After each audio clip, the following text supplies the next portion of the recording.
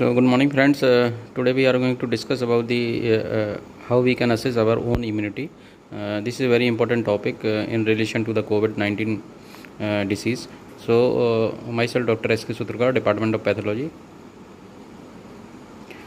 So we discuss about the immunity. So it is a mechanism by which body used to protect against the harmful pathogens, especially the bacteria, virus and fungi and parasites. So it can be divided into two. The first is the innate immunity, or it is the natural immunity, and the second is the adaptive immunity, or it is acquired immunity. So if we see the difference between the two type of immunity, that is innate immunity and the adaptive immunity. In the innate immunity, basically it is present right from the birth, and this adaptive immunity is basically produced in the body when the body exposed to the various foreign antigens, foreign particles, substances. So in response to these foreign antigens, basically the body respond to these antigens and they produce the antibodies or different type of antibodies and different type of chemical mediators from the cells and provide the immunity. If we go through the specificity, the innate immunity is very non-specific type, and the adaptive immunity is very specific, as we said that it is basically developed in response to the different type of antigens. If we go through the response, the innate immunity is very rapid in the response, whereas the adaptive immunity, it is very slow and it will take around 1 to 2 weeks to develop. If we go through the potency, the innate immunity is of lower potency as compared to the adaptive immunity, which is of higher potency. And the memory cells are usually not seen in cases of innate immunity, and they are basically present in the adaptive immunity, and they are very important cells which basically present in the adaptive immunity. And on re-exposure of the same antigen, these cells get modified and they convert into the plasma cells and they form the antibodies. So these memory cells are very important in relation to the adaptive immunity. Apart from this, the allergic reactions are not seen in case of innate immunity, whereas the immediate type and delayed type of reactions, hypersensitive reactions are very common in case of adaptive immunity. So if you go see this diagram, we can see the difference between the cells. It is the immunity, the innate immunity is provided by the various type of cells. You can see the macrophages, natural killer cells, neutrophils, eosinophils, basophils, dendritic cells, and the immunity provided by these cells, it is a rapid type, whereas the adaptive immunity, it is of slow type, or most of the adaptive immunity is basically provided by the lymphocytes. So here you can see the three type of different lymphocyte, B lymphocytes, and these B lymphocytes are concerned with the production of antibodies, and the CD4 T cells and CD8 T cells. So the CD4 T cells are basically, they are the helper T cells, and they will help the B cells to produce the antibodies. And on the other side, the CD8 cells, they are basically cytotoxic cells, and they kill the infected cells immediately. So in order to know the immunity, it is very important to know about the total leukocyte count. So total leukocyte can be defined as it is the total number of leukocyte present in 1 microliter of blood or 1 cubic millimeter of blood, and its normal range varies from person to person and from age to age. So here you can see the adults are having the counts 4,000 to 11,000 per cubic mm are considered to be normal. At the time of birth, the counts was usually around 18,000 plus or minus 8,000 per cubic mm, and from 1 to 10 years of age, you can see the count is around 6,000 to 15,000 per cubic mm, and in pregnancy the count may reach up to the 15,000 per cubic mm. So this is about the normal TLC count. If we go through the interpretation of this TLC, we can see if the count is less than or it is around 4000 per cubic mm, it is considered to be as low total leukocyte count. And when the counts are near to 4000 or just above and below around 4500 or 5000, or it is around 3500, the count whenever the count is near 4000, it is considered to be the patient or the person is having low immunity.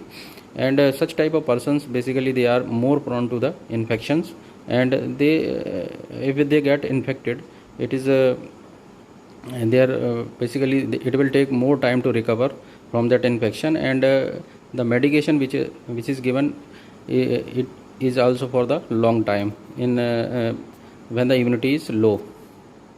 On the other hand, when the counts are around 11,000 or near to the 11,000, it is considered to be good immunity, and such type of persons basically less prone to the infections, as well as they will show the fast recovery with the minimum medication. So this is how we can differentiate whether we are having low immunity or high immunity. So if we want to assess your total leukocyte count, so here I have seen taken an example of, or it is a CBC strip of a patient. Here you can see the different parameters are there on the so we can see a lot of counts are plotted over this. The WBC count, RBC count, platelet counts, apart from the hemoglobin and all other absolute values and their differential count. So this is all about the CBC, which is basically having lot of parameters. In this the uppermost it is the WBC, and this WBC it is showing around 4300, and this is this WBC is also called as TLC. So TLC counts is around near to the 4000 per cubic mm.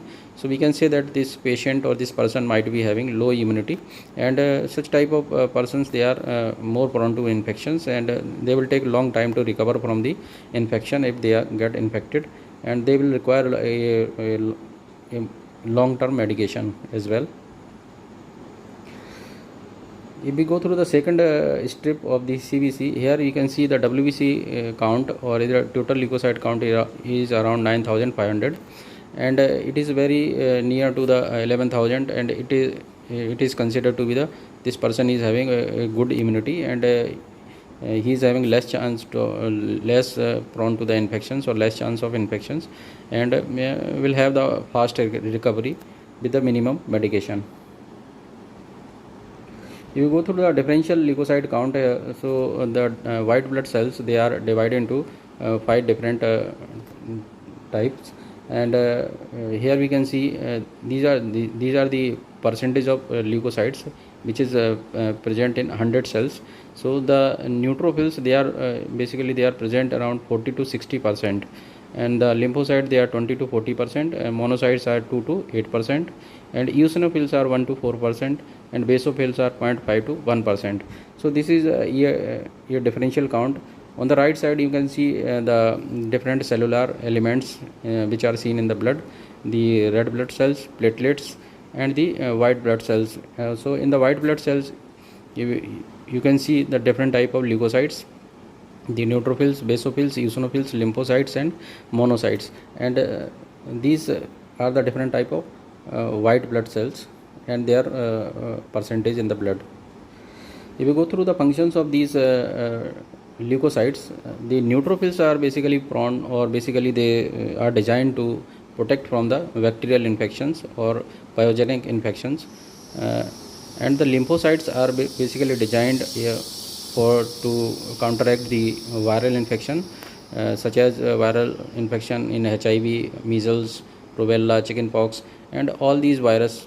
So this lymphocyte counts are very important in relation to the viruses, and today we will discuss about the this lymphocyte counts in relation to the COVID-19 disease also, which is also a coronavirus infection. The monocytes, they are designed to deal with the bacteria, tough type of bacteria such as Mycobacterium leprae or Mycobacterium tuberculosis. These bacteria they are having a tough cell wall, and so they require a different type of cell, and nature has designed the monocytes or macrophages to tackle such type of bacteria. So these bacteria are considered with the chronic infections, and we will see that tuberculosis, it is one of the chronic inflammatory condition. Along with the leprosy, it is also one of the chronic inflammatory condition, where you can see the granulomas formation.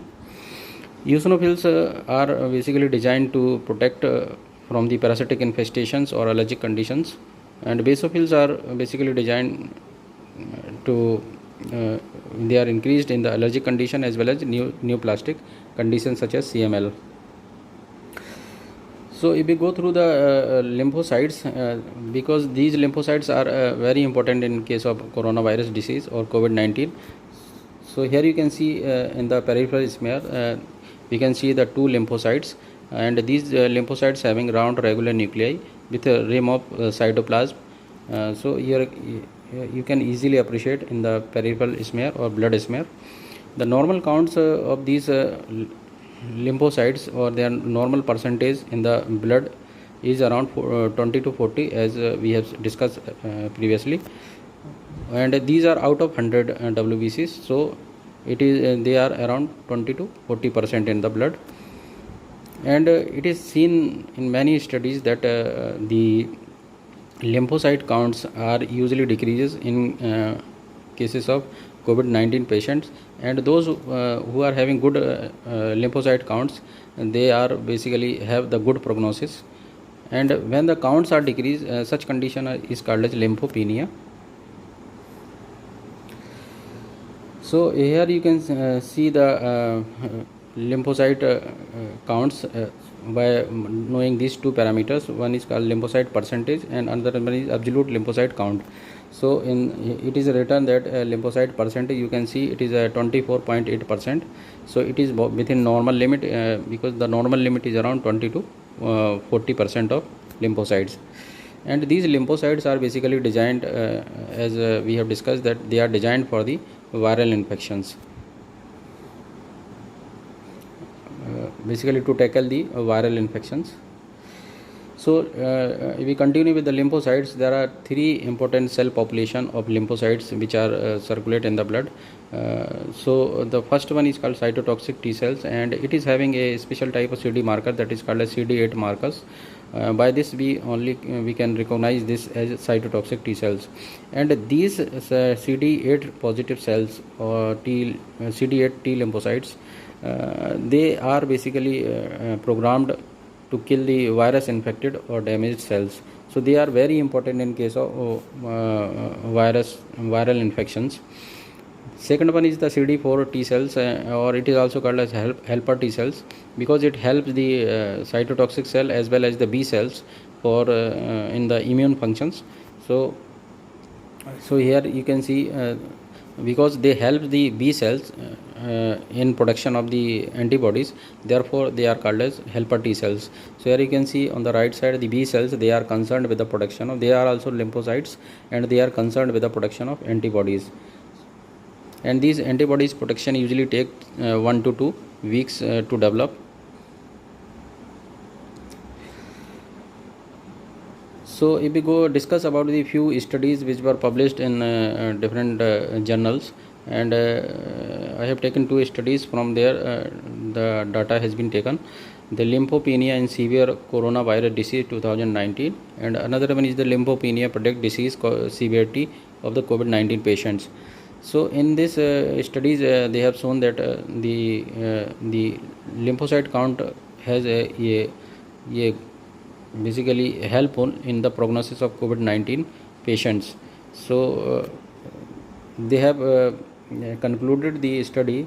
If we take the sample of the COVID positive patient on the 10th to 12th day, and we will analyze the CBC findings, and we can see that if the lymphocyte counts are more than 20%, the patient usually will have usually recover from the disease, and it is basically the curable disease is curable when the lymphocyte count is more than 20%. If the patient is serious and the lymphocyte count is less than 20%, So we have to take the second CBC on the 17th day and 19th day, and we can take a second CBC and we will interpret it. If the count increase more than 20%, the patient will cure, and if the count remain between 5% to 25%, such type of patient also cure, but they will take long time to be recovered. On the other hand, when the lymphocyte counts basically they falls less than 5%, the such type of patient are said to be critically ill and they have to be shifted to the ICU. And most of the time these patients basically die because of they cannot be recovered because their immune lymphocytes counts are very low and their immunities are very low. So this is a overview of the COVID-19 in relation to the prognosis with the lymphocyte counts. So this is my book basically published on the pothi.com. It is available as an e-book, interpretation of CBC histograms. So the histogram which were taken in this presentation, they are from this book only, and you can see this the interpretation of CBC histograms. If someone wants to learn about these interpretation of CBC histogram, they can purchase this book from the pothi.com. I hope this video will be helpful for you. Thank you very much for watching this.